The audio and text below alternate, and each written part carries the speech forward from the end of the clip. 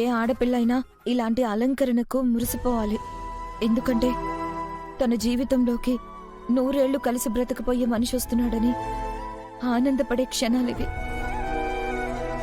కానీ నా విషయంలో మాత్రం ఈ క్షణాలు మనసును మెలిపెడుతున్నాయి.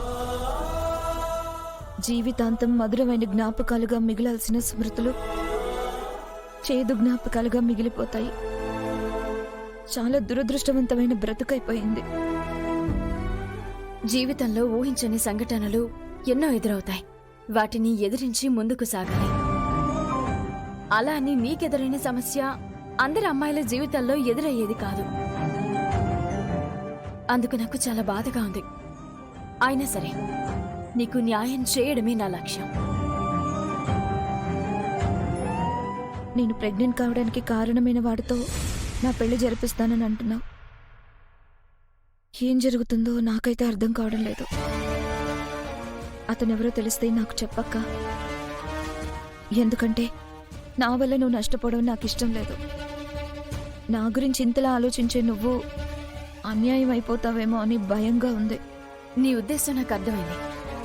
నువ్వు తల్లివి కావడానికి కారణం శ్రీకర్ అయ్యుంటాడనే కదా నీ భయం. నా భర్త అయితే నేను నా స్వార్థం చూసుకోవాలా? అప్పుడు నేను మీ అమ్మకిచ్చిన మాటకు విలువే ఉంటుంది.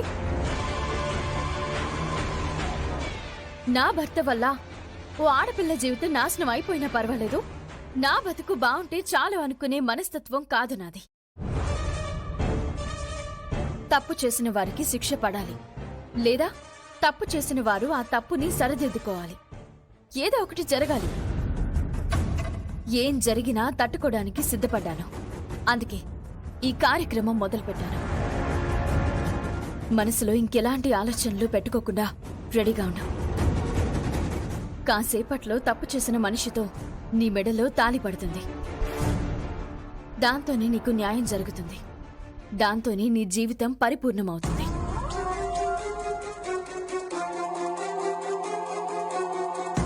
నీలా ఉండడం ఎవ్వరికీ సాధ్యం కాదు.